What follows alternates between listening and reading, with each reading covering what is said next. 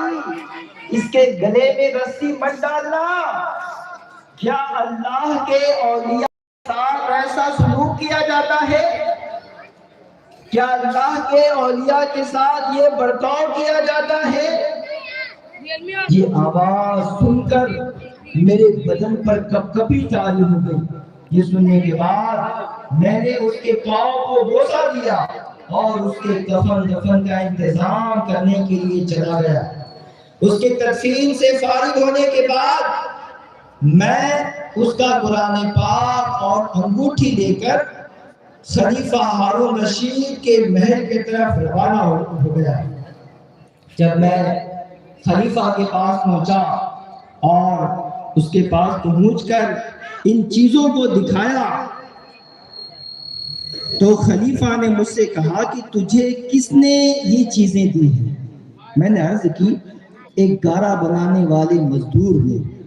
خلیفہ نے ان الفاظ کو 3 بار دہرایا، گارا بنانے والا، گارا بنانے والا، گارا بنانے والا، اور رو پڑا۔ کافی دیر رونے کے بعد مجھ سے پوچھا کہ وہ گارا بنانے والا اب کہاں ہے؟ مزدور اب کہاں ہے؟ میں نے کہا کہ اس کا 3 دن پہلے انتقال ہو گیا ہے۔ یہ سن کر خلیفہ بے ہوش ہو کر گر گیا اور عصر تک بے ہوش رہا۔ میں اس دوران کہیں موجود رہا۔ پھر جب خلیفہ کو کچھ افاقہ ہوا تو مجھ سے دریافت کیا کہ اس کی وفات کے وقت تم اس کے پاس موجود تھے؟ میں نے کہا کہ ہاں، میں اس کے پاس موجود تھا۔ اس نے کہا کہ اس نے کیا تجھے کوئی وصیت کی تھی؟ میں نے کہا میں نے اس نوجوان کی وصیت بتائی۔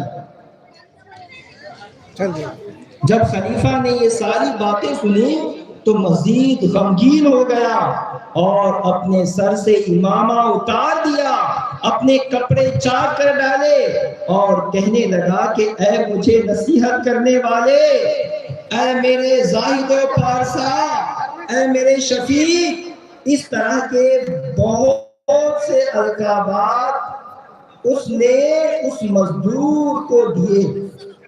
میری حیرانی و پریشانی میں مزید اضافہ ہوتا چلا گیا کہ آخر بادشاہ ایک عام نوجوان کے لیے اس قدر کیوں فکر مند ہے، اس قدر کیوں رو رہا ہے۔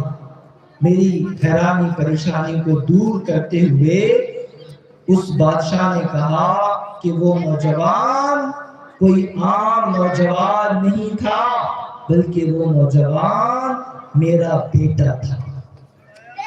وہ بادشاہ کا بیٹا تھا، شہزادہ تھا، پھر وہ عام مزدور کیوں بنا؟ خلیفہ نے کہا کہ ایک دن مکتب کے کسی بچے نے یہ آیت کریمہ کی تلاوت کی، اعوذ باللہ من الشیطان الرجیم، الم یأن للذین آمنوا ان تخشع قلوبهم لذکر اللہ۔ ترجمہ کنز الایمان، کیا ایمان والوں کو ابھی وہ وقت نہ آیا کہ ان کے دل جائیں اللہ کی یاد میں؟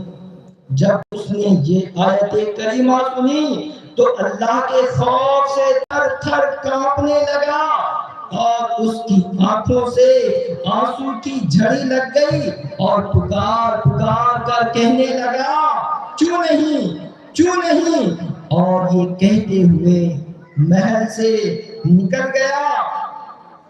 اس دن سے ہمیں اس کے بارے میں کوئی خبر نہ ملی، یہاں تک کہ تم نے آج اس کی وفات کی خبر دی۔ میرے پیارے پیارے اسلامی بھائیو، اس واقعے میں ہمارے لیے درس و عبرت کے بے شمار مدنی پھول ہیں کہ قرآن کریم کی تلاوت کو سننے کے بعد اس نوجوان کی زندگی میں یہ انقلاب برپا ہوا۔ قرآن کی آیت کا ترجمہ کیا تھا؟